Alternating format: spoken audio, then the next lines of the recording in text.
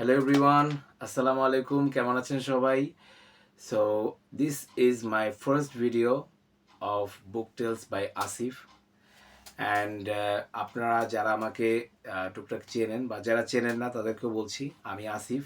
আমি একজন বই পড়ুয়া মানুষ, বই নিয়ে কাজ করতে পছন্দ করি, বইয়ের ব্যাপারে লিখতে, বই নিয়ে ঘাটাঘাটি করতে, বই পড়তে, মানে বইয়ের সাথে, বইয়ের পথে, বইয়ের জন্য আমি অনেক একজন প্যাশনেট মানুষ।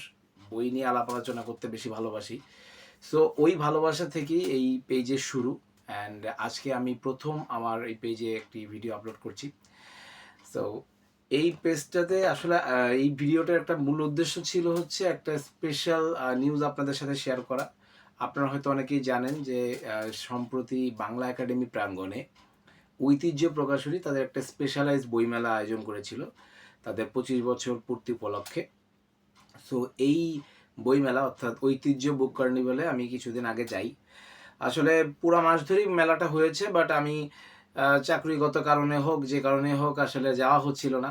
সো আমি রিসেন্টলি গেলাম অ্যান্ড যাওয়ার পরে আমার উইশ লিস্টে বেশ কিছু বই আমি কালেক্ট করেছি। সেই বইগুলো নিয়ে আসলে আপনাদের সাথে আজকে আমার এই ভিডিওটা। সো আমার টোটাল দুটো ব্যাগ হয়েছে, 1 2। সো ফার্স্টে এই ব্যাগ থেকে স্টার্ট করি। তো সবার আগে বুক লিস্ট, ওদের বেশ বড় সড়ো একটা বুক লিস্ট আছে, বেশ মোটা। ওদের অনেকগুলো জনরা ওয়াইজ বুক লিস্টটা বানানো, বই ধরে ধরে ধরে ধরে। সো দেন একটা ছোট গল্পের বই, খুশবন্ত সিংয়ের paradise and other stories. So Khushwant সিংয়ের এর আগে আমি বই পড়েছিলাম ট্রেন টু পাকিস্তান, এবং 1947-এ দেশভাগ নিয়ে খুব রূঢ় সত্য নিয়ে মনে হয় বইটা লেখা। আমার কাছে পার্সোনালি মনে হয়েছে এটা খুব সত্য ঘটনা অবলম্বনে, বাট অনেকের কাছে আসলে বিতর্কিত বই। অনেকে বলেছেন যে উনি রং চুরিয়েছেন, ওনার লেখা ভালো না, বাট আমার কাছে পার্সোনালি ওনার লেখা খারাপ লাগেনি। ওনার মানে আসলে ওনার সরাসরি লেখা তো পড়িনি, ওনার অনুবাদ পড়েছিলাম, আমার কাছে খারাপ লাগেনি ওনার লেখাগুলো, ওনার গল্পগুলো আমার কাছে খারাপ লাগেনি। এই বইটা ওই ভালোবাসা থেকেই নেওয়া, আনোয়ার হোসেন মঞ্জুর অনুবাদ করা। আনোয়ার হোসেন মঞ্জু একজন প্রথিতযশা অনুবাদক আমাদের দেশের। ওনার অনেকগুলো নন ফিকশন, ফিকশনাল বইয়ের অনুবাদ আছে, এবং আমার নিজের কাছেও বেশ কয়েকটা আছে। ওনার মোগলদের নিয়ে অনেকগুলো কাজ আছে, the white Mughal, the last Mughal, then Kohinoor, অনেকগুলো বই আছে ওনারা অনুবাদ করা। আমার ওটা নিয়ে আসলে আলাদা একটা ভিডিও করতে হবে। আমার মোগল কালেকশন একটা মোটামুটি একটা কালেকশন আছে মোগলের, সো ওটা নিয়ে পরে একসময় ভিডিও করব। সো এই বইটা ওই ভালোবাসা থেকে নেওয়া, খুশবন্ত সিংয়ের এই বইটা। দেন সেকেন্ড বই হচ্ছে, সেকেন্ড না, আমি দুটো বই একসাথে বের করি, দিস টু। সো দুটোই হচ্ছে শামসুল হকের লেখা দুটো উপন্যাস, খেলারাম খেলে যা এবং জনক ও কালো কফি। আগে খেলারাম খেলে যা নিয়ে বলি। এই বইটা একটা আমার উইশ লিস্টে ওয়ান অফ দ্য মানে অনেক দিন ধরে থাকা একটা বই আমার উইশ লিস্টে।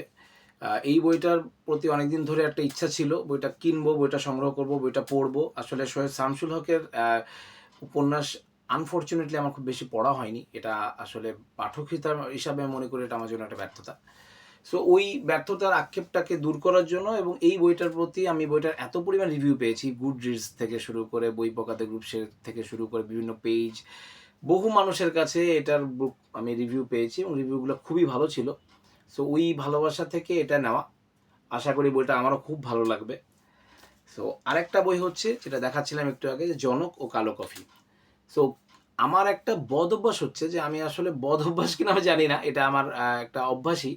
সেটা হচ্ছে যে আমি সাধারণত কখনো কোনো মেলায় গেলে বা নতুন বই ঘাঁটতে আমার খুব ভালো লাগে। মানে আমি জাস্ট যাই, কোনো একটা বই পছন্দ হলে টুকটাক দু এক পাতা পড়ি, ভালো লাগলে কিনে ফেলি। সো তার মধ্যে এরকমই একটা, ইটস আ ব্লাইন্ড গেম টাইপের বইটা নেওয়া। আমি জানি না বইটার আসলে, আমি রিভিউ দেখিনি, বইটা কেমন কিচ্ছু জানি না, ওর্থ অফ মানি কিনা আমি কিচ্ছু জানি না। বইটা জাস্ট ভাল লাগছে, এই বইটা কেনার সময় এটা দেখছি, দু এক পাতা পড়ছি, ভাল লাগছে, নিয়ে ফেলছি। বইটার দাম খুব বেশি না, এটা 180 টাকা গায়ের মূল্য।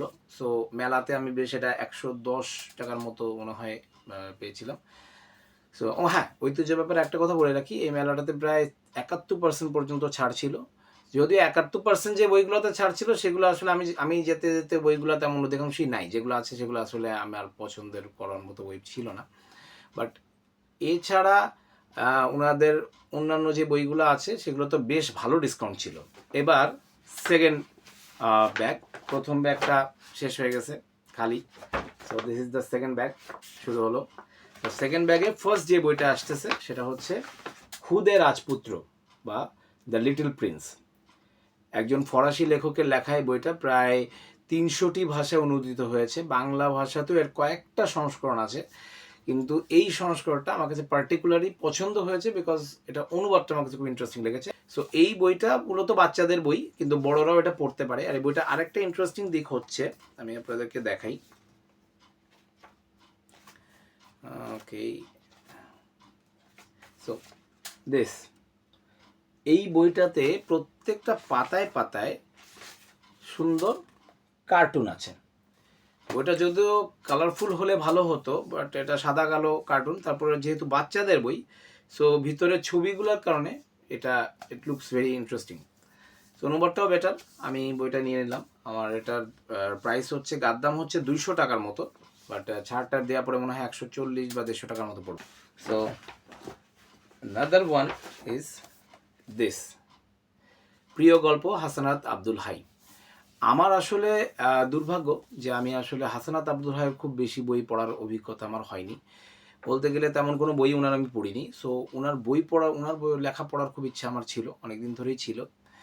সো ওই ভালোবাসা থেকে, এবং আমার ছোট গল্পের প্রতি একটা উইকনেস আছে, কারণ হচ্ছে আমরা যারা প্রফেশনালস আছি তাদের পক্ষে আসলে চাকরি টাকরি করে রেগুলার বেসিসে উপন্যাস পড়াটা খুব কঠিন হয়ে যায়। সো ছোটো গল্পের একটা সুবিধা হয়, চটপট পড়ে ফেলা যায়, একটা বা 2-3 পৃষ্ঠার একটা গল্প পড়ে পড়ে ফেলতে পারলাম। সো ওই জায়গা থেকে। আর দ্বিতীয় হচ্ছে হাসানাত আব্দুল হাই লেখা আমার আগে পড়া হয়নি। সো ওই আক্ষেপটাও ঠিক করার জন্য ওই জায়গাটা, আক্ষেপের জায়গা থেকেও আমার এই বইটা নেওয়া। এখানে ওনার পছন্দের প্রিয় 15টি গল্প আছে। গল্পগুলো খুব ইন্টারেস্টিং, আমি একটা দুটা জায়গায় দাঁড়াই পড়ছিলাম, ভালো লাগছে। সো এই বইটা নিয়ে ফেললাম। And this is my last collection of this book হল। এই বইটার ব্যাপারে আসলে এটা হচ্ছে হেনরি রিডার হ্যাগার্ডের অ্যালেন কোয়াটারমেইন। আপনারা যারা সেবা প্রকাশনী বই পড়েছেন তারা জানেন যে হ্যাগার্ডের অনেকগুলা বই সেবা প্রকাশনী থেকে অনুবাদ করে বেরিয়েছে। এই বইটারও অনুবাদ ছিল সেবাতে, বাট আনফর্চুনেটলি এই মুহূর্তে এটা মার্কেট আউট, এই মুহূর্তে আউট অফ প্রিন্ট। সো এই বইটা পরবর্তী রিপ্রিন্ট হয়েছে এই ঐতিহ্য থেকে, খসরু চৌধুরীর অনুবাদ করা, ওনারই অনুবাদে। এর আগে সেবা থেকেও বেরিয়েছিল, সেখান থেকে কি হয়ে দেন এখানে এসছে। এই বইটা অনেক দিন ধরে আমার নিয়ে ছিল, লাইক 2-3 বছর ধরে। মানে অনেকবার আমি নির্বাচিততে গিয়েছি, আমি বই মেলায় যেমন অনেকবার বইটা তুলছি, কেনা হয়নি, লিখেছি, মানে সামহাও কোনো না কোনো কারণে কেনা হয়নি। সো ওই কারণেই এটা আমার একদম এই বইমেলায় আমার প্রথম টার্গেটই ছিল যে আমি যে আগে সবার আগে এই বইটা কিনবো। সো এই বইটা কিনলাম।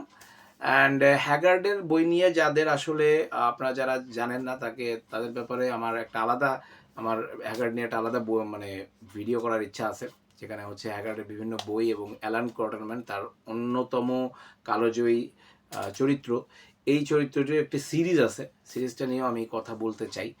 সো আশা করছি ওই ভিডিওতে আমি আপনাকে পুরো ডিটেল বলতে পারবো, এই বইটা নিয়েও ডিটেল বলবো। সো এই বইটা ওয়াজ মাই ফার্স্ট, এই উইশ লিস্টে ফার্স্টে ছিল, বইটা সবার লাস্টে দেখালাম। সো এই বইটা পড়া এখনও বাকি আছে, এটা পড়তেছি অলরেডি, 2-3 পৃষ্ঠা হয়ে গেছে, কয়েক পৃষ্ঠা এ পর্যন্ত মনে হয় পড়ছি, এই তো 38 পৃষ্ঠা পর্যন্ত পড়া হয়েছে।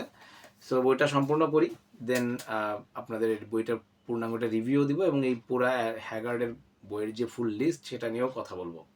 সো টিল দেন, সো এবারে বুক হলগুলো আমি টোটালি একটু দেখাই আপনাদের সবাইকে। দিস ওয়াজ মাই বুক হল ফ্রম ঐতিহ্য বইমেলা। So that's it, that's all for today. Thank you for watching this video, and আশা করছি পরবর্তী রেগুলার ভিডিও দেওয়ার চেষ্টা করব। বাকিটা দেখা যাক। ধন্যবাদ, আসসালামু আলাইকুম।